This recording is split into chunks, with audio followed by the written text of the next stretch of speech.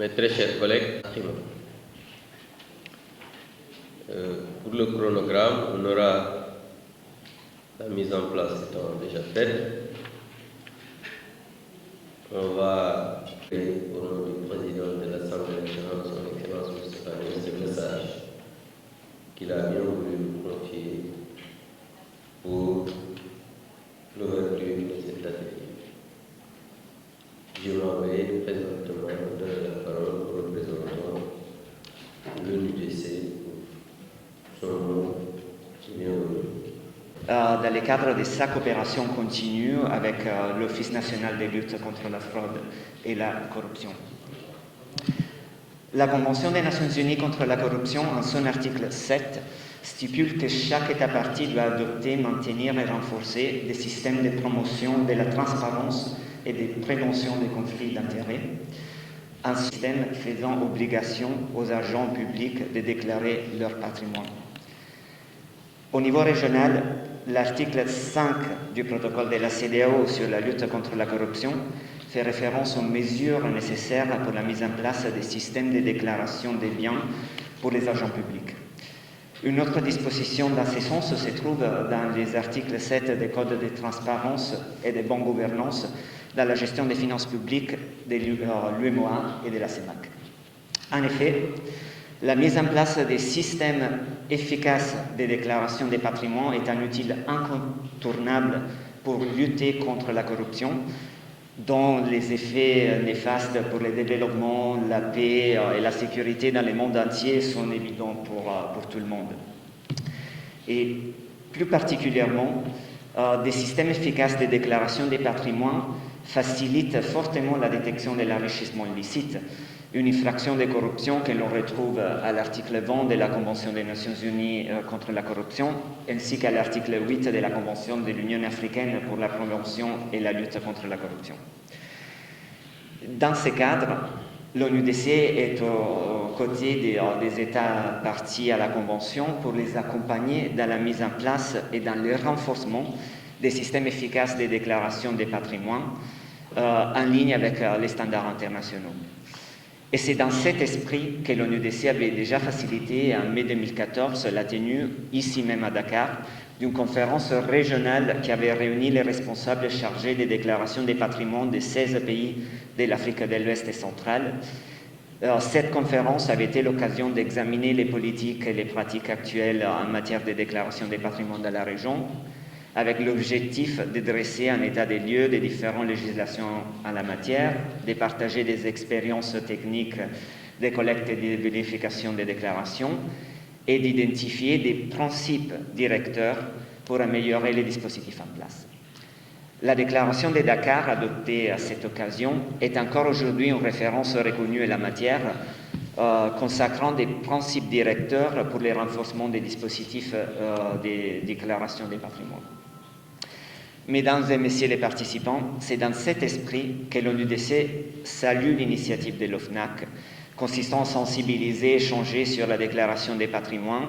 avec pour objectif une réflexion profonde sur les opportunités de renforcement du système de déclaration mis en place au Sénégal par la loi numéro 2014-17 et son décret d'application. C'est justement grâce à ces échanges concrets qu'on peut arriver à identifier tant les points forts que les limites des systèmes existants et explorer des manières pour en assurer l'amélioration, comptant également sur les bonnes pratiques identifiées au niveau régional et international. En effet, la gestion transparente des affaires publiques et la prévention de la corruption passent nécessairement par l'amélioration de la performance de ces dispositifs, ce qui contribue à renforcer la confiance des populations dans les institutions publiques. Je vous souhaite donc des discussions fructueuses au cours de cet atelier et je vous remercie beaucoup pour votre attention. Vous lisez le reste du programme. Parce qu'après l'ouverture officielle, on aura une pause de 30 minutes. Cet atelier présente un intérêt tout particulier pour l'OFNAC, comme pour vous, honorables députés. Il constitue le point culminant de la réflexion que nous avons engagée depuis 2018 sur la déclaration de patrimoine dans une perspective d'amélioration. Comme vous le savez, la Convention des Nations Unies contre la corruption, adoptée en 2003 à Mérida, ratifiée par notre pays, a conduit à des réformes institutionnelles majeures dans nos États. À l'échelle de l'UEMOA, il faut se féliciter de l'adoption de la directive 1/2009 portant code de transparence dans la gestion des finances publiques, qui fixe les règles et principes d'une gestion responsable des deniers et affaires publiques. Dès lors, ce n'est point fortuit si le code de transparence a été promulgué le 27 décembre 2012, soit un jour avant l'adoption de la loi créant la FNAC. Ainsi, la mise en place de notre structure et le renforcement de ses attributions en 2014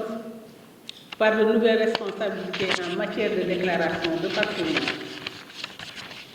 participe de la volonté du gouvernement d'instaurer un système national d'intégrité performant. Par ailleurs, en adoptant une loi sur la déclaration de patrimoine en 2014, notre pays a réaffirmé son attachement au respect de ses engagements internationaux et à sa ferme volonté de lutter contre l'enrichissement illicite par la promotion de la transparence dans la gestion des deniers publics. Dès lors, en tant qu'organe chargé à titre exclusif de recueillir, de contrôler et de conserver les déclarations de patrimoine par les personnes assujetties, nous nous sommes évertués à traduire cette volonté en actes concrets sur la base de l'arsenal juridique existant. Mesdames et Messieurs, honorables députés, ce travail quotidien de traitement des dossiers s'est accompagné tout le long de ces 7 années de mise en application de la loi relative à la déclaration de patrimoine d'une évaluation permanente du dispositif. Cette évaluation s'est d'abord fondée sur les difficultés que nous avons rencontrées et identifiées nous-mêmes au niveau de l'OFNAC à la faveur d'une pratique assumée.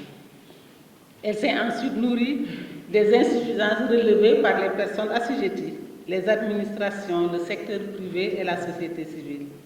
Et enfin, elle s'est consolidée sous le prisme de l'analyse comparative avec les pratiques internationalement reconnues comme étant les plus exemplaires en la matière. Au terme de ce processus de remise en question, dont nous avons consigné les résultats dans une des communications qui vont suivre tout à l'heure, il a été identifié des obstacles de taille qui rendent difficile l'atteinte des objectifs que notre pays s'est fixés. L'atelier qui nous réunit ce matin nous offre donc une belle opportunité de vous exposer, à vous qui partagez l'initiative des lois avec le gouvernement, chers députés, les limites identifiées et les préoccupations et attentes des acteurs en termes de consolidation de toutes les administrations et institutions que nous avons rencontrées à ce jour. Votre institution est la seule à se prévaloir d'une légitimité nationale en ce qu'elle représente le peuple dans sa diversité. Par conséquent, nul ne peut être mieux indiqué que vous, honorables députés, pour porter la voix de nos concitoyens et les profondes aspirations qu'ils portent en termes d'amélioration de la gouvernance des affaires publiques. Monsieur le Président, Mesdames, Messieurs, honorables députés, la tribune de ce jour se veut participative. Elle constitue une occasion pour échanger et recueillir vos recommandations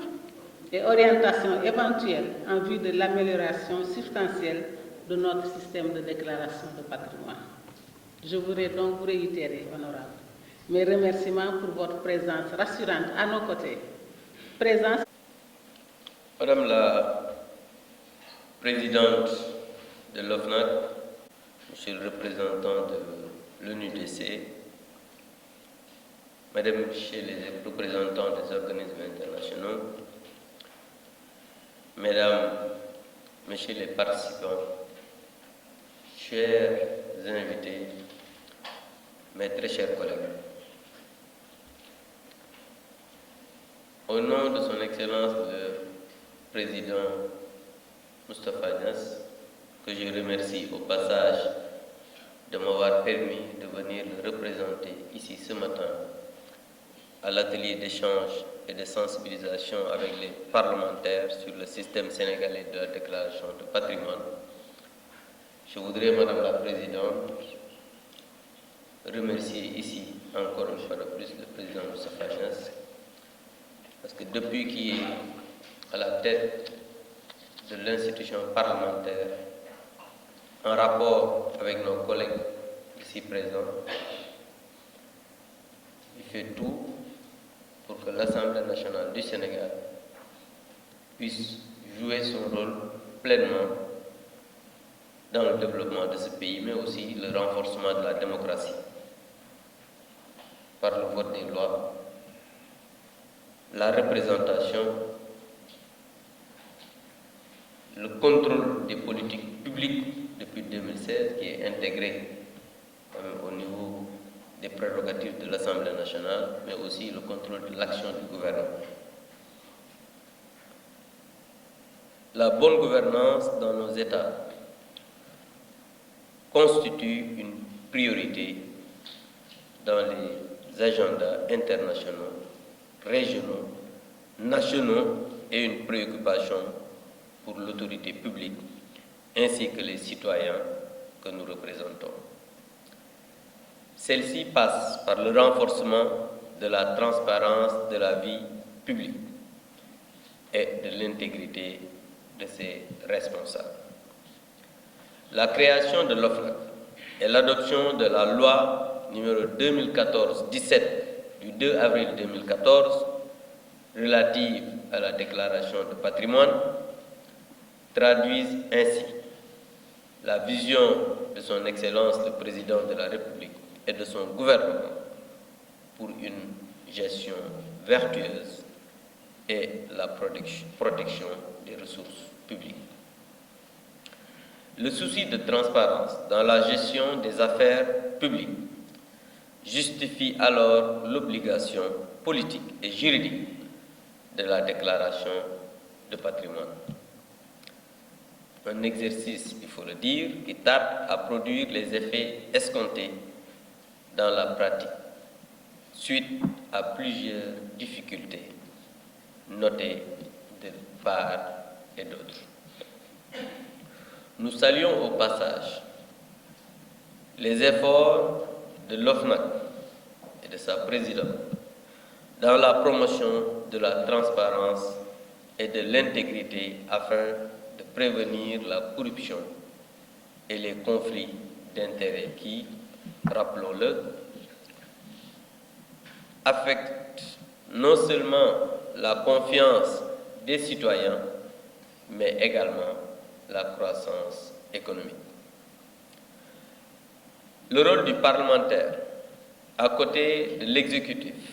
dans la promotion de cette transparence et de l'intégrité dans l'ensemble du territoire est vital, car elle constitue non seulement des piliers importants pour les structures politiques, économiques et sociales, mais essentielles pour le bon fonctionnement des sociétés. Cet atelier auquel